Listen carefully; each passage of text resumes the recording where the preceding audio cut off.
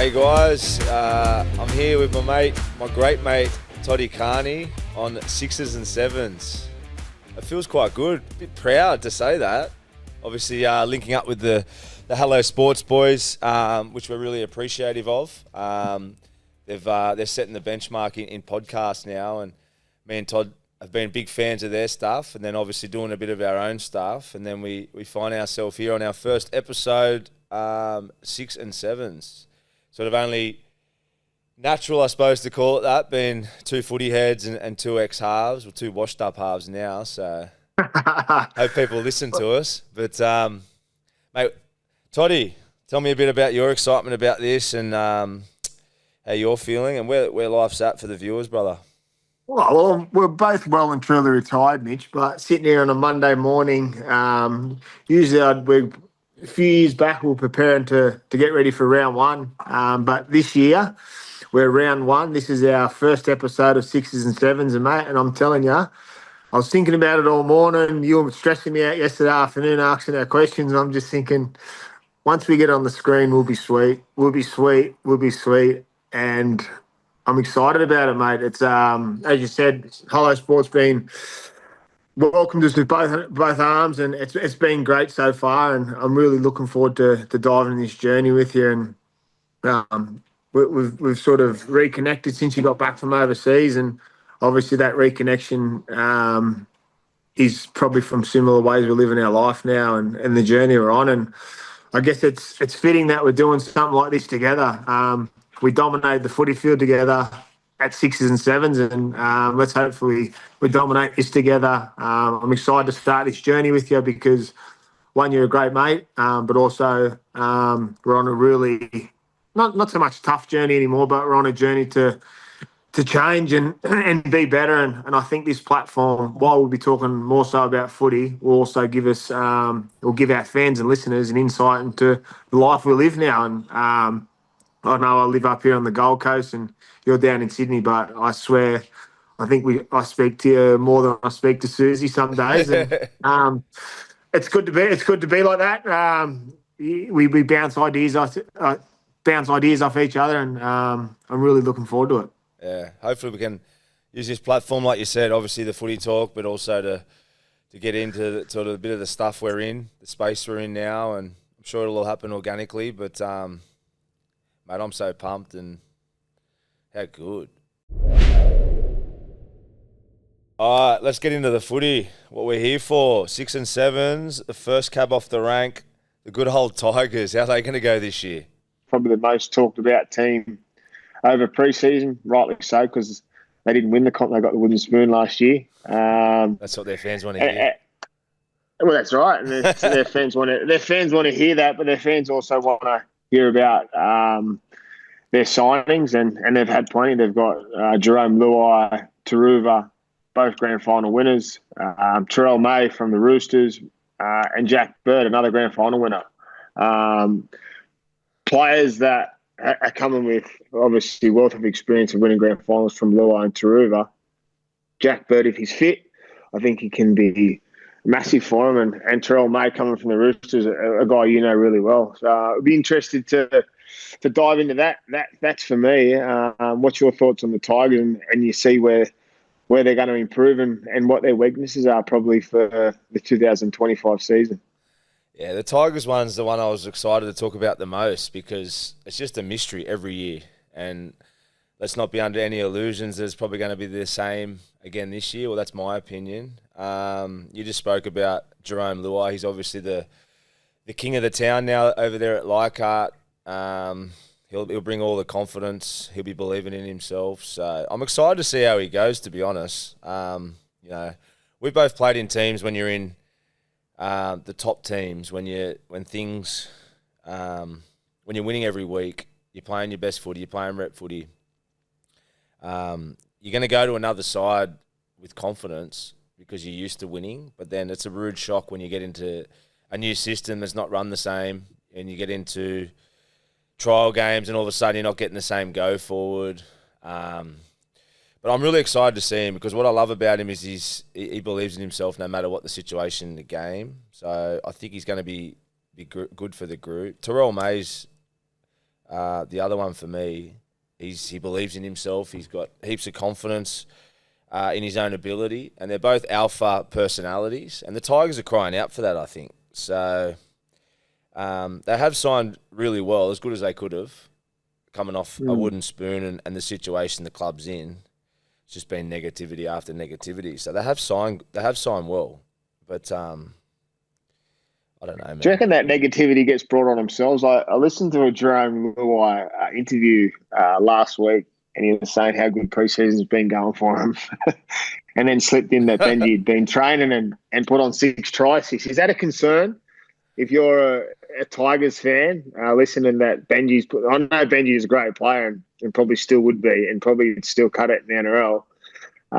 But if he's putting on 6 tries at training, what's the defence doing? At 42, 43 years of age to be a bit worried about that right edge when he was attacking against them at training. But I don't know. Look, I think Tigers is always everyone's second team. Everyone wants them to do well. You need them to do well. But honestly, I think we'll see improvement. Obviously, Galvin too there. We haven't spoke about him. He's going to relish in having Jerome inside or outside, in whichever way you look at it. Second-year syndrome, that can be a problem.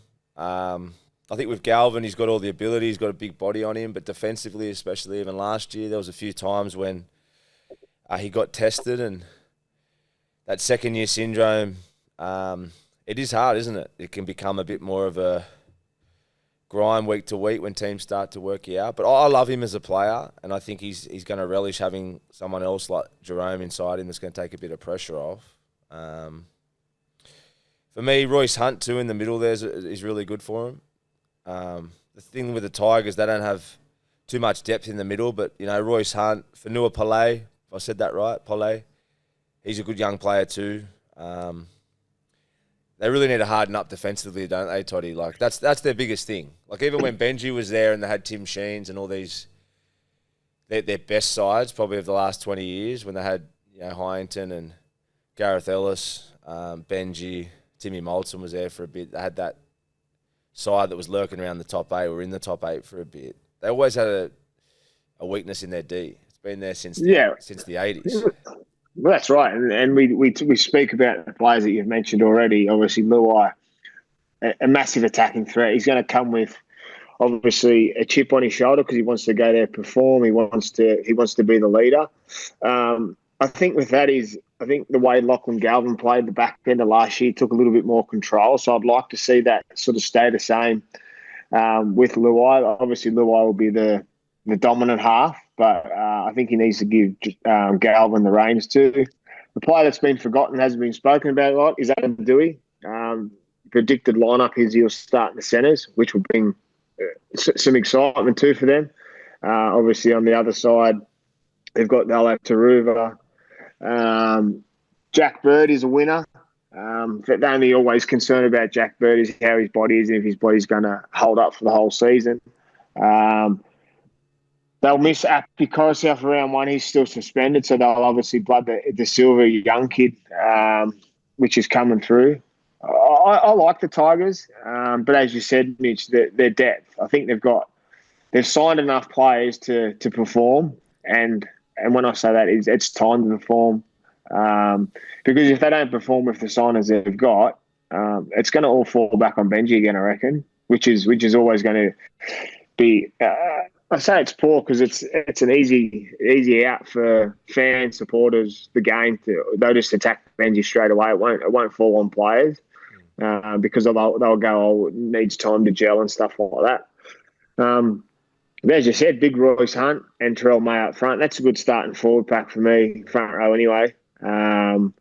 So they'll get that go forward. It's just what comes off the bench. Obviously, Big Clem is there.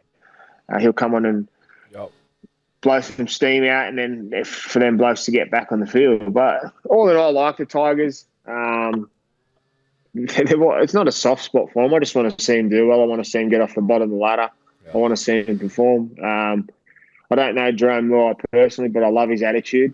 It was a massive statement for him to leave Panthers. He could have stayed there and be comfortable for the rest of his career, but he said he wanted to get out of Nathan's shadow and go somewhere and perform. And he would have had other clubs chasing him, but he decided to go to the Tigers. And it's a massive rap for him. And I hope he performs, and I hope he excels Galvin's career like probably Nathan has excelled Jerome's career. Hopefully they can sort of form a combination that they can stay together and they develop under each other and both get better and improve alongside each other. For them, talking about just the halves specifically, how do we reckon they're going to play? Like, obviously, I saw Jerome. I think he came out recently in a media story saying about how he's excited to be the main man.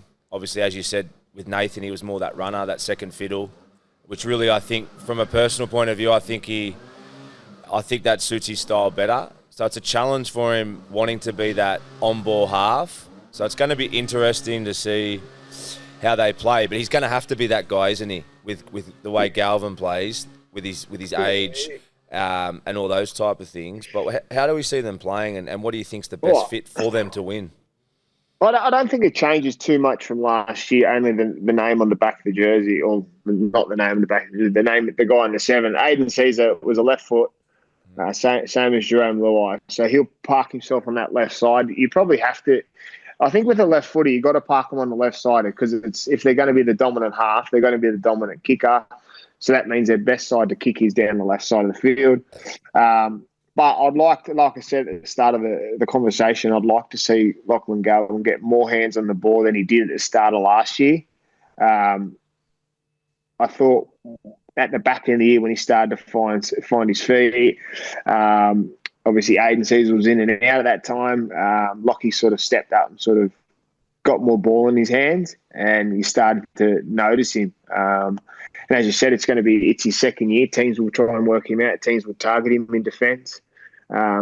Teams will want to get under his skin because he's a young kid, and you know what it's like. It's hard. It's difficult to back up, but I've got confidence in him. He's a confident-looking kid. He's a big kid. He's massive for half. Yeah, he's massive, which is what's needed. But the time will tell. Time will tell.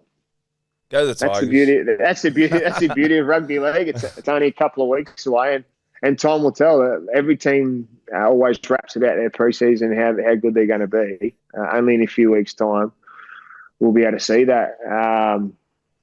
It's exciting. It's exciting to see what their identity is going to be, isn't it? Like, they haven't had one for a long time, and the thing with more than anything with the players they got there, like Benji has to have some sort of DNA, whether it's defence or it's going to be all-out attack, but it has to be something that they stick to and they create themselves, because that's what they've lacked. A massive one you just said, Mitch, identity. And this team we're going to talk about next, he's got a big identity with their star fullback. They always talk about him. He had his issues over the preseason and the back end of last year. But from all reports, Latrell Mitchell is training the house down, fitter than ever, and is in for a big year. And me sitting here, got goosebumps on my hands talking about it, is that I hope he does. The reports, I've seen a photo of him yesterday practicing his goal kicking. Was yesterday as a Sunday, or it might have been from during the week, but he looks fit. Yeah. You bring the fit Latrell, and it might be different, but if I think of fit Latrell, what you get more ball in his hands, you get a more dominant runner, you get someone that's going to be all over the park. He's going to pop up more often than not. It's massive. It's exciting for us South fans seeing that. Obviously, the Wayne Bennett effect is another big thing about identity. Who bigger identity to walk into a club and change, and from also from people that are in a sector at South, around South, have said that he's came there and made some tough calls on players and decisions about what they do away from footy. And from more reports, that's sort of shifted a gear and made some players sort of take a bit of accountability and worked hard this off-season. Yeah, well, what's your thoughts on South? Yeah, well, as you said, you're going to get all-in buy-in from playing under Wayne Bennett. There's never been a team. That's a funny thing with Wayne, hey? Like, you think about it, every team he's ever been to has never had, you never hear bitching coming out of the club, do you? Or you never hear players turning on each other, or like for however long he's coached, like you can't, off the top of your head now, name a team where there's inner conflict. Yeah, I can't name one. So he's going to galvanise them. He usually gets the people that are in a bit of trouble in their lives playing for him. He gets them back on track. That's his greatest gift. So, yeah, I love what you're saying about Latrell, and obviously with Cody there, like they're the heartbeat at South. And when they're playing their best footy, well, 2021, they were a cutout pass away from winning the grand final against Penrith. They had success after success when he was there. It was only 2 years ago Latrell was on fire, wasn't it, when he played Origin, or the year before?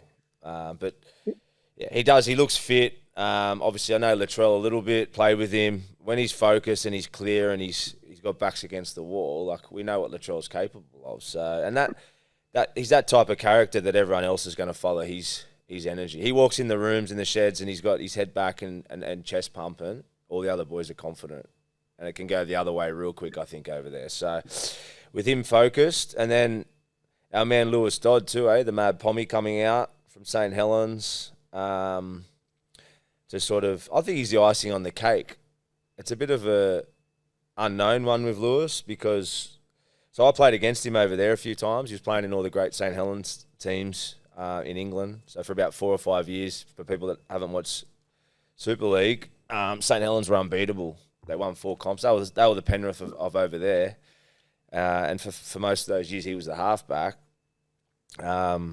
Really clever player, good kicking game, great short kicking game, cheeky little halfback too. He's always in everyone's face. So it'll be interesting to see how they use him and how he plays. For me, he's the Adam Reynolds from a few years ago for them. Kick well, organise the team, and free up Latrell and Cody.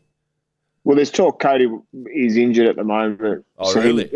Yeah, I think he's a calf maybe. He's not playing in the All-Stars game. He's injured at the moment. I'm not sure if he'll be fit for round 1, but... He's getting on, Cody, What is he, 30? 36. Wow. Yeah, so it's going to be massive for Lewis Dodd. He's going to come in there and control that team. As you said, the exciting one at the start was obviously the Latrell.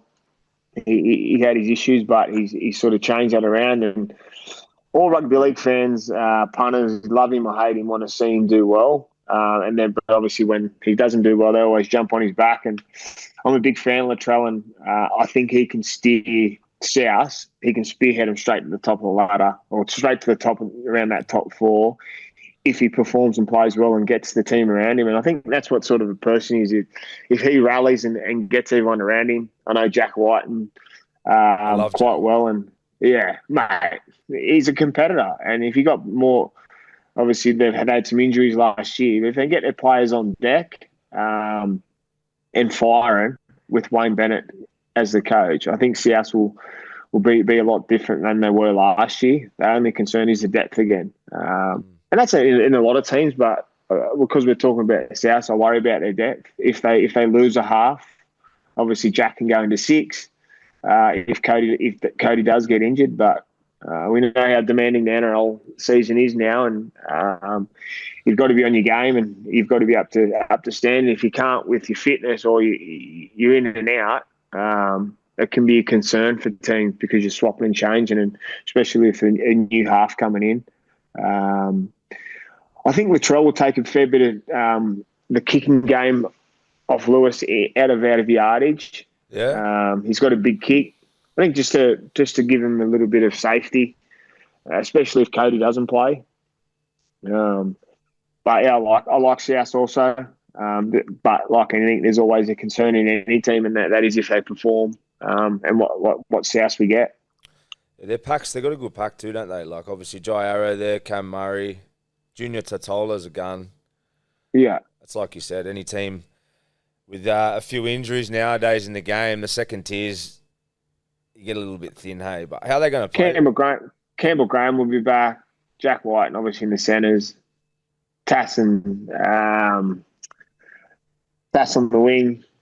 Yep. Latrell fullback. It's a good side. Yeah. I think that's I don't know much about Lewis. How did he play in England? And I think if you get him out here to play, they'll have to go sort of to his style. What was his style in England for any South fans listening? What do they expect from him? Well, over there, he had a 5'8" Lomax who was a gun. So there was the two of them, and they had a really good fullback as well for St. Helens. But Lewis Dodd was just that traditional half when he played over there. As I said before, he was short kicking game's really good. He's got a nice step on him off both feet. Runs the ball at the right times. Defense. He left the right foot. Testing me now, brother. Can't remember. Hey, don't go trying to think you know these people and then all of a sudden I test you the tricky question. You don't know what's going on. Both feet, then I'm not wrong. Yeah, sweet. That's a good answer. Both feet happy. No, I just over there he was really good defensively. He's a smaller body, so that's the same for any half, isn't it? The risk of NRL week to week and getting all these big back rows running at you. So he'll obviously be under the pump with that. But I just love to see them. I think Latrell and Cody will relish having him there. They've lacked that sort of directional halfback inside them, and they need that, don't they? They need someone like Reynolds, like I said before, to have the kicking game taken care of, the organisation taken care of, so that they can just play that magic eyes up footy that they do better than anyone. So if he steps up and has his best year and adapts to NRL, for me, they're top 6 easy. Yeah, I like that. I like that from you. You recovered well from not knowing what footy was to be a both foot kicker, and you spoke well about it. So I like that. Thanks, mate. Sixes and Sevens is brought to you by Property 360.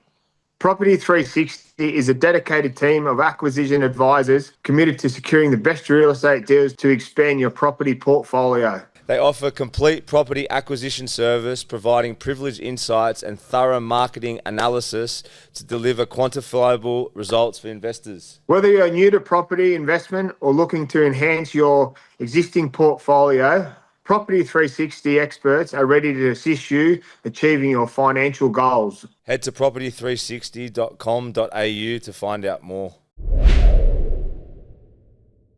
The next massive talking point, and I guess it's the biggest talking point in the last few weeks, is Dylan Brown, $1.2 million. If you're a club that's chasing the number 7, would you sign him and would you pay $1.2 million for him? I've got to be straight up honest. I don't think Dylan Brown's a halfback. So, and I've got to put it straight out too. I love him as a player. So it's nothing against him personally, but I don't think Dylan Brown's a halfback. But if you can get 1.2 million, good luck to you. That's the market. But for me, you're not answering me question. Well, he's a 6. For me, he's a 6. You didn't answer me question. Is he a 6 or 7? Are you signing him? I'm signing him as a 6 for 1.2. If that's the market, yeah. If that's the market and someone needs him, there's going to be teams out there that need him. Come on. But I'll go back to it. I don't think he's a 7. And we'll go back to the games last year or times when Mitch Moses has been out or when Brownie has had to play on his own. If he's worth 1.2, Cleary's worth 2.8. Well, that's the market now. That's the market. If a team's going to come and pay you 1.2 because there's limited halves in the game, that's what you get. So I've got a different point of view on the money nowadays because when we were coming through, it was sort of leveled out. Halves would most of the time get this. Every now and then you'd get a big deal if it would go to a sort of weaker club, potentially. Yeah. Where nowadays, like the minimum wage for a decent halfback, like a solid halfback's probably 700, 800. And then your top-ish halfbacks are probably getting $1 million plus sometimes if they're at a club that needs them. And then these opportunities come up for players now around 1.2 if they need them. Let's rattle off who needs them. Newcastle need a half. Fozzie retiring up there. Titans may need a half. Give me some help, bro. Who else? Canberra, maybe. Canberra. Jamal Fogarty is looking elsewhere.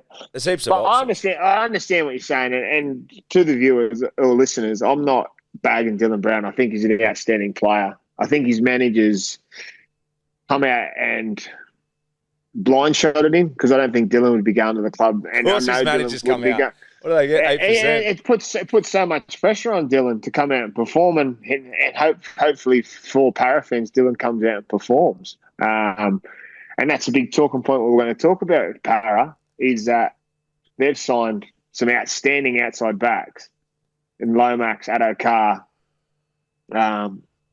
So obviously Lomax will play in the centres. Addo-Carr will be one of the wings if he's fit. And then you've got not so much in the middle, I don't think. Yeah. I'm not saying their forwards are poor, but I think that they've lost a bit with obviously Campbell Gillard, their big leader, leaving. Obviously, that will hurt them. But the talking point's going to be at Para is going to be the halves, Moses and Dylan Brown. More so Dylan Brown, because obviously how it's been played out in the media of the money he's asking. That there's clubs interested, which is massive. That there's talk Newcastle interest. I don't know how they fit him in Tonga in the cap and then build a team around it. It's a lot of money to go to two players. Yeah, I think the thing with Para is they're going to be fresh. You know, you got Jason Riles there, Sammy Moa, old teammate of mine. Had him over in Catalans as assistant coach too. Good friend of mine, Sammy Moa. He's a really, really good coach. Well, Rilesy too, right? We both play with Rilesy. So whenever you get a new change, it's a new voice. They're going to have new systems. They're all going to be jumping off the back fence to start the year to impress the coaches. I think Para's going to start well. You know, Mitch Moses has been named captain. He's coming to that sweet spot of his career. For me, Mitch Moses, top two halves in the game behind Nath Cleary. I love Mitch Moses. I think he's a super player. He's grown into a super player. I agree with you. I think their middles, with Gillard gone, I think they lack change of speed in their middles or their whole forward pack. It's all a bit one-paced, even in their back row. They've got a bit of they're all similar body types. You know, you compare it to like your Penriths and Roosters, even when they got, you know, Spencer Luini and your Penriths with all the players they've got in the middle there. They've got leg speed and different types of leg speeds coming at you all the time. And I reckon that's the way the game's gone now. So I think that's Para's weakness, but we keep talking about Brown and the money and leaving. Let's just talk about him at Para with Mitch Moses. Like, if they can get their best style going and Brown opens his game up, which he needs to, for me, like being in the moment, being on double shots in the sets, getting himself in positions. How do we open his game? How do you open his, for the Para listeners? How do you open his game up? If you're taking control of tack at Para, how do you open his game? How do you get him in the game? Because that's where you obviously got a young fullback, which will take time. Yeah. So how do we get Dylan Brown into the game? Because we know what he does when he's in the game. Obviously, Mitchell's going to be the hands-on leader. How do we get Dylan the ball in his hands firing? Well, how you get him in the game is you're getting him on 2-3 shots a set. You're playing Mitch Moses majority of the time on the ball. He's got the best long kicking game in the comp. So and the way he's got into his groove now as he's got older, he's got that ability to play for play, which to the listeners that means, you know, you're touching the ball play after play and you're building the sequence of the set. The reason I said earlier that Dylan Brown's not a 7 is because he gets flustered playing like that. He's an instinctive player, a good running player, an eyes up. A bit like myself. A bit like you. Well, we played we played like this ourselves. Yeah. So you could probably speak a bit more after this about that style of Brown, and I could chat a bit more about Mitch. But yeah, Mitch has grown into that leadership role. He's the captain. He's the main man there now, and it's on him a bit. The results are going to ride on him a fair bit, and he wants that. I think he's ready for that at the age he's at. Where you mount that pressure on Brownie, I think you lose all that X factor. You lose the other side. So yeah, I'd have Mitch on the ball. They need to play a power game, which I think Rilesy will drive through their middles. Getting them the leg speed, getting them over the advantage line. As I said, I'm not sure if they can week to week yet. And then Brownie, he just needs to get busier for me. Like, I spoke to people just in general conversations over the years about him. They talked about when he was coming through and what a competitor he is. And I'm not one bit doubting his competitiveness, but sometimes when I watch him play, I just want to put a fire in his ass a bit because I reckon he's got so much more than what he gives sometimes. And I got such a big rap on him, but I just want to see him just be a little bit more involved because the more touches he has, he can take that team with him. What's your Do thought? you reckon that's why he's testing the market to get get a bit of change if that happens? To see what it's like on the outside. But you watch him when you play for New Zealand too. He still needs that, like you said, the firecracker ass, I reckon, sometimes. He's got to be careful where he goes. That's all I'm saying. Because be careful where he goes, because obviously he's going to go with that big price tag, so he's going to have to go there and perform. And that's the style you play too. It's a style. Yeah. But yeah, just touching on what you said, like I was a bit the same when I got moved to 7 here and there. Like I was flustered when I went from the Roosters to Cronulla. They signed me to play 7. Obviously, that was going to be difficult there for me because I hadn't really played 7 at the Roosters, but they thought they could go there and play like a 7. Got there. Wade was a 6. Me and him played in the halves together. We were just so flustered because one of us couldn't take control. They ended up going to sign Jeff Robson to take control, similar to how you played. And to sort of free me up a bit. And I think that's where Dylan Brown, but when I'd done that, I would sweep both sides of the field. I wouldn't park myself on the right. I wouldn't park myself on the left. I'd let Robbo move around. And if he was going down the right side to set up for a long play left, I'd just move 2 past left. I've got the solution. I've got the solution, bro. We call Riles and get you on the coaching staff. What do you reckon? No, Sydney's too much for me these days. I'll stay up here. But yeah, I guess we've missed a massive signing, which comes with a big presence. Is Lomax. He leaves Dragons to play because he wants to play centres. There's reports he'll play centres at Para. Looking at his photos on Instagram from pre-season, he looks jacked. He's massive. He looks fit. He's confident. And you look at those. You talk about 4 players that have got a swagger about it. Mitch Moses, Addo Carr, Lomax, and Dylan Brown. Yeah. And then they're four like the dudes that will swagger that on their day, like they'll bring points to any team. Yeah. It's that personality you said, eh? It's similar to the Tigers with Jerome and Terrell. You need that. You need that personality, right? I think the thing you said, Mitch, is about Riles. He'll bring a fresh edge. And I think Para will be defensively sound this year. I think they'll work hard for each other. While they've lost a bit in the forwards, I think they'll have a plan to get the positions in the field and let Mitch and Dylan throw the ball around a little bit. Young fullback, which is always a concern. He's going to have errors.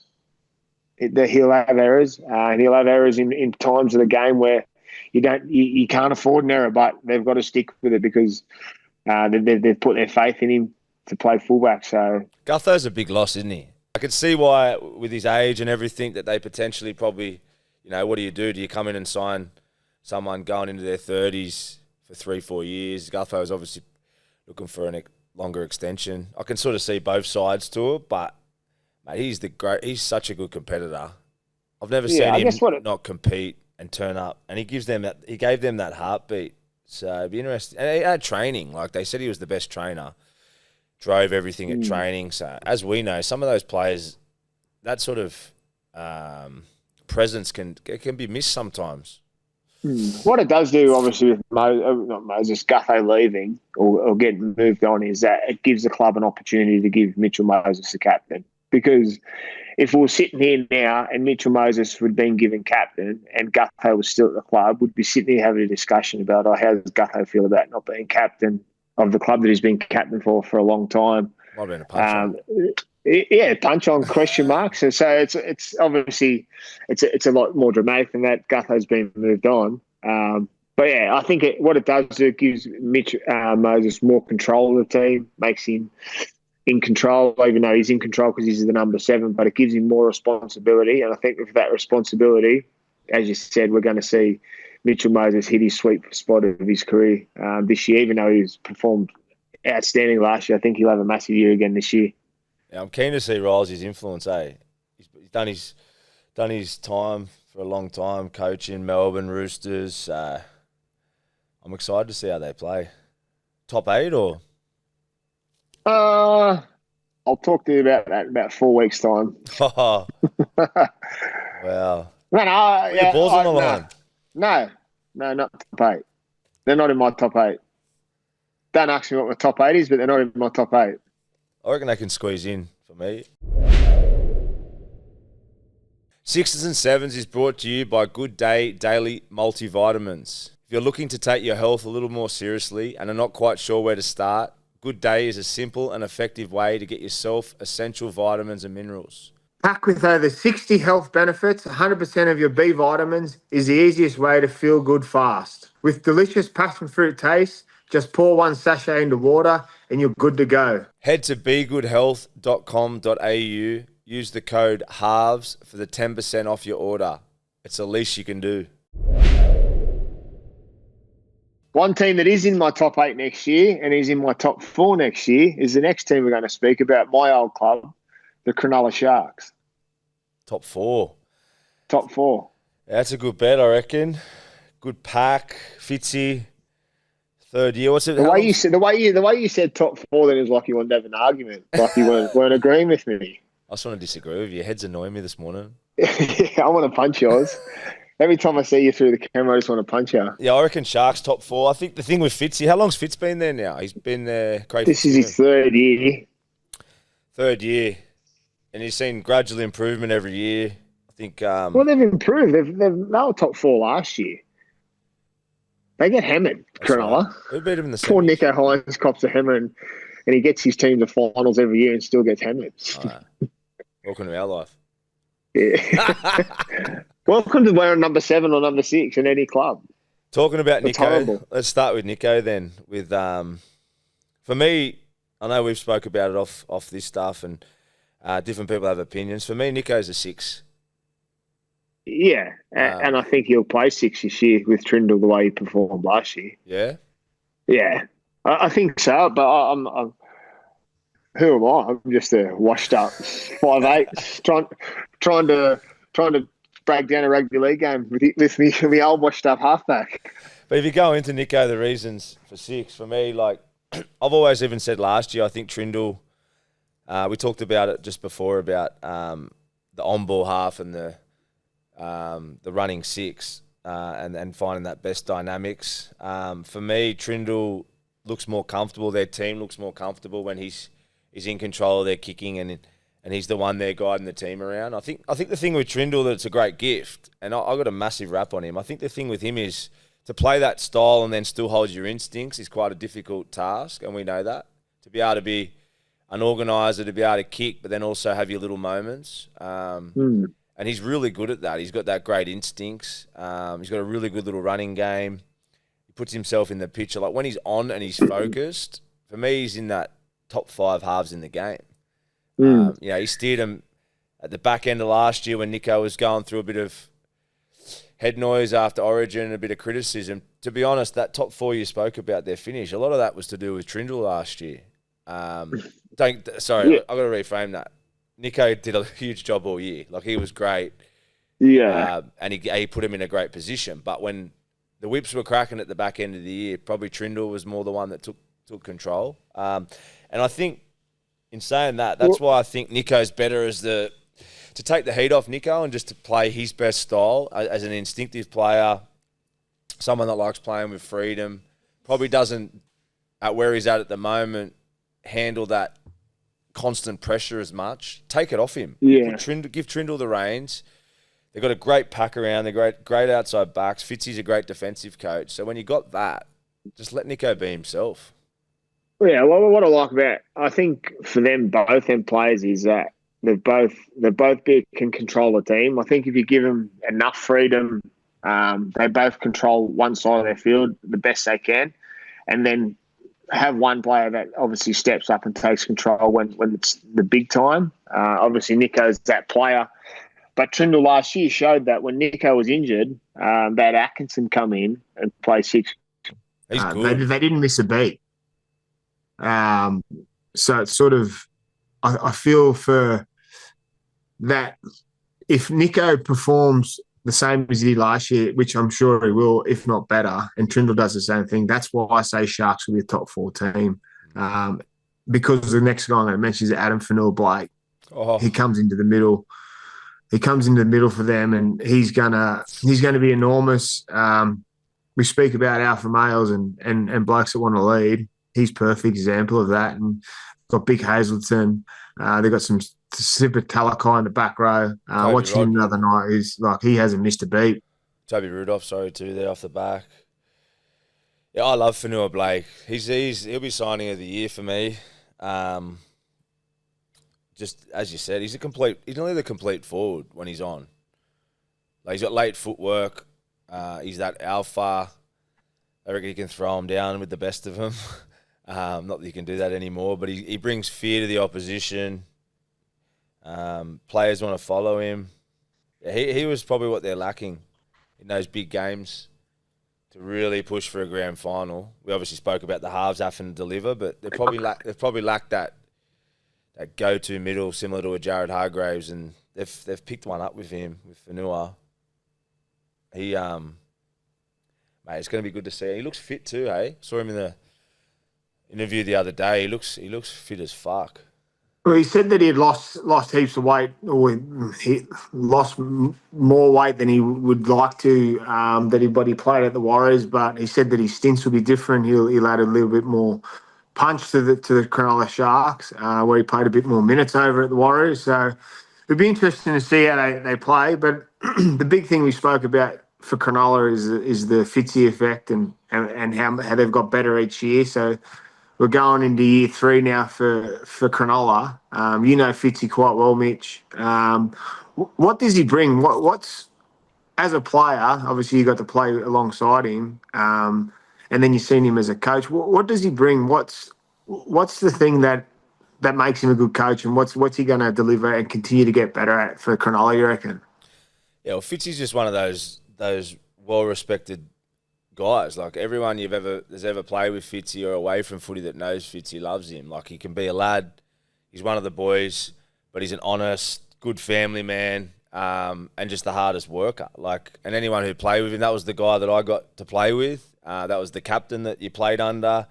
But yeah, I've never heard anyone I've ever met inside or outside of footy that, from all types of people, you know, not just footy people. Everyone loves Fitzy, and so I think that's what he brings. You know, the boys are always going to want to play for him. They're going to listen to what he says, and as I said, he's honest. And when you're an honest coach, even if players don't want to hear what you say, that they can trust you, as we know. So that's what Fitzy brings, and that's why I feel like he's had success in a short period of time, because he gets buy-in and they all trust him. The other thing with Fitzy too, and that's why I reckon he's going to be better third year round, is it takes time, as we know, to set up what you want in a club. And I know that I heard that out of Cronulla they're doing a lot of breathing stuff now.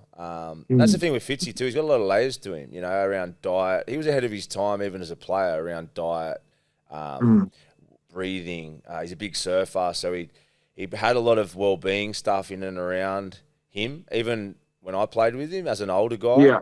So, as we know, that sort of stuff that he wants to get set up in his club, that'll take time. We saw a bit of improvement last year, but the more the players start to understand all that sort of stuff, and then obviously his systems in defence and the way he wants to do things, I think this is a real year for them where we'll start to see his sort of effect. We've seen it so far, but I think, as we're saying, I think this could be a year where it really takes off for him. But it's going to rely heavy. We always go back to halves. We played there, so we don't mind. We give them all the compliments, but we can also see the downside. It's going to come down to them. It's going to come down to how they handle the pressure in the big games, and obviously that's a long time away. And the other thing is too, like we said, it's Nico's an awesome player. We both love him. He played Origin last year. He's one of the best halves in the game. But let's give him free rein. I'd love to see him just play his style with no pressure and just like you said, come up with the moments with a clear mind. What were your thoughts on?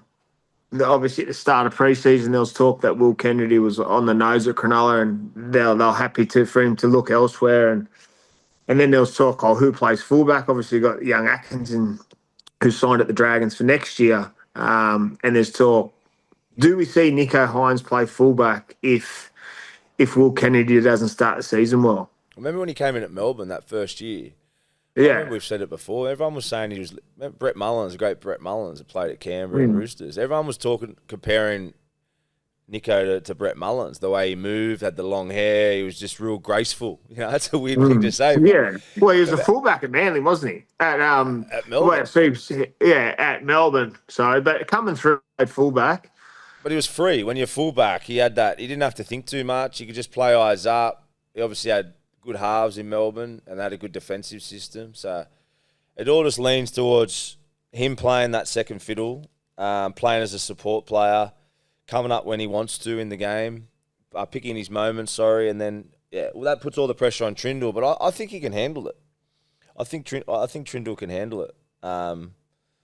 If his head's clear, I don't know the guy, but like all us halves, we're all a bit cooked. So Speak for yourself. we need him. If his head's clear, he looks like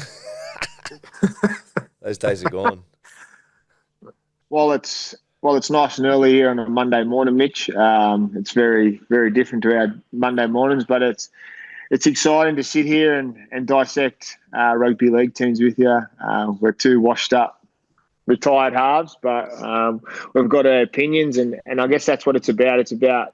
That's why we started this journey, to talk about rugby league, a game we love, but also dive into talk about the teams that are playing each week, why we think they'll win or lose, jump into some conversations about their halves, a position we know a lot about, and just chew the fat about rugby league and talk to me good old mate across the screen. Yeah, mate, I'm so pumped. We've obviously been did a bit of our stuff last year together, and we always love talking footy. So it's great that we can have a platform now, isn't it, to dive in a little bit deeper and talk a bit more from a technical point of view on, especially halves more than anything, because that's what we love. But how good are these podcasts where you can just sit on here and be natural and talk about how we would talk when we're at home? The good thing about it is, I think for us, Mitch, is that because we love footy so much, we'll be able to give an insight into rugby league supporters and fans that they haven't experienced. I think on our Wednesday shows, we'll be able to dive into